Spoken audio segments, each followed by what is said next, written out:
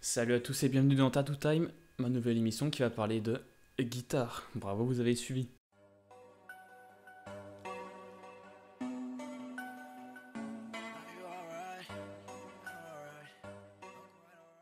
Aujourd'hui, on s'assoit, on sort les livres, page 45, parce qu'on va parler d'histoire.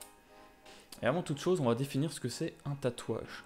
Avant de parler d'histoire du tatouage, de techniques, de différents styles, on va parler tout simplement de ce que c'est. Donc d'après les dires, ce serait un dessin, un texte, une photo, un symbole qui serait permanent. Ça peut être décoratif comme symbolique. En gros, si vous voulez, c'est de l'encre qu'on a sous la peau, qu'on nous injecte sous la peau grâce à une machine et différentes choses qu'on verra dans d'autres vidéos, quand on parlera de différents styles et techniques. Mais comme j'ai dit aujourd'hui, on va parler un peu histoire.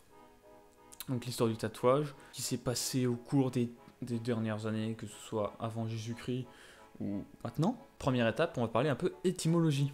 Le mot tatou, c'est pas formé du jour au lendemain, hein. Il vient du tahitien, tataou, donc excusez-moi pour la prononciation, je ne parle pas encore tahitien, je m'y mettrai peut-être. Tataou, pardon, qui veut dire dessiner, frapper ou encore marquer. Le mot tataou est dérivé de l'expression ataous, qui veut dire le mot ta, dessin, et le mot ataous veut dire Dieu, esprit. Donc on avance un peu dans le temps, partons en 1772. On a un fameux docteur, Berchon, qui était le traducteur du deuxième voyage de James Cook.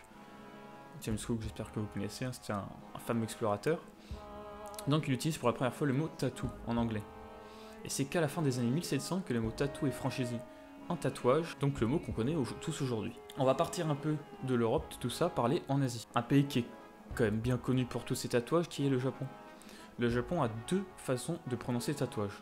Donc le premier, qui est traditionnel, enfin pour le tatouage traditionnel, qui est irezumi, qui signifie insertion d'encre, et le terme plus général qui est orimono, qui signifie sculpture. Bien, maintenant qu'on a parlé un peu étymologie, qu'on connaît d'où ça vient, on va parler histoire. Connaissez-vous Otzi? Otzi, c'était un homme des glaces de l'âge néolithique, donc ça remonte il y a bien des années, qu'il a été découvert dans les Alpes, ce fameux homme des glaces dans les Alpes italiennes. Il était retrouvé avec des traces de tatouages, donc des petits traits le long des jambes et des lombaires, et les scientifiques disent que c'était des tatouages dits thérapeutiques. Donc ça servait à soigner certaines choses, comme par exemple l'arthrose. Et donc on estime la mort de Otzi vers les 3500 avant Jésus-Christ. On a ensuite plusieurs momies égyptiennes retrouvées avec des tatouages qui datent de 3000 avant Jésus-Christ et 2500 avant Jésus-Christ, pardon. Donc elles avaient pareil des petits symboles, des petits animaux tatoués un peu partout, soit sur le corps, le visage. On avance un peu dans le temps, on va jusqu'au 3e siècle. On va parler de l'historien Hérodien, donc un historien romain, et aussi des récits de Jules César. D'après eux, les Bretons se tatouaient. Enfin, ils avaient des marques sur le corps, des marques noires, qui s'apparentaient au tatouage. On avance encore, on repart au Japon.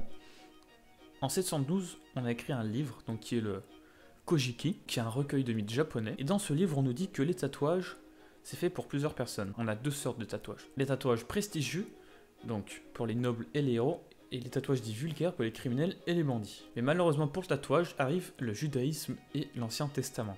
Le judaïsme et le Dernier Testament interdisent le tatouage. Au 8e siècle, on a ensuite le pape Adrien qui bannit totalement le tatouage. Donc, plus le droit de se tatouer au 8e siècle, c'est interdit. Le tatouage était mal considéré dans la culture occidentale à cause de l'influence judéo-chrétienne. Et vu que le tatouage a été banni et interdit pendant beaucoup d'années, des centaines d'années, du 9e siècle au 18e siècle, on n'avait plus de traces de tatouage.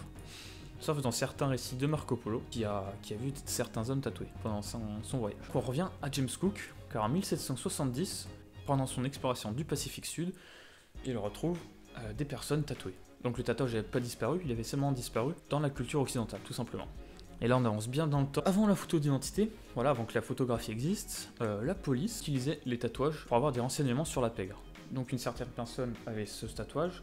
Donc, par exemple, un certain brigand avait un tatouage de crâne sur le bras, voilà, on sait qui c'est. Ça évite de s'emmêler les pinceaux, on va dire ça. Donc ce n'est qu'à partir du 20e siècle que le tatouage se popularise partout dans le monde. Voilà pour ce bref cours d'histoire sur le tatouage. Ça me semblait intéressant et ça me semblait évident de passer par là avant de vous parler des techniques, des différents styles, des manières de tatouer, comment choisir son tatouage et tout ça. Donc c'est bien évidemment les vidéos qui sont à venir sur cette chaîne. Et donc on peut dire que le tatouage c'était un signe d'appartenance, un signe de protection, où ça servait à marquer les esclaves et les prisonniers. Donc ça servait pour les religions, pour les pirates, pour les prisonniers. Ouais, je t'ai dit. Enfin, il y a 2 tatouages différents, les prisonniers.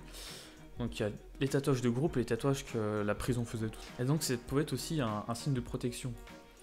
J'ai lu que les Celtes se tatouaient certains symboles, certaines runes pour être protégés des mauvais esprits et tout ça. Et maintenant, le tatouage, c'est plus pour revendiquer sa personnalité, son originalité.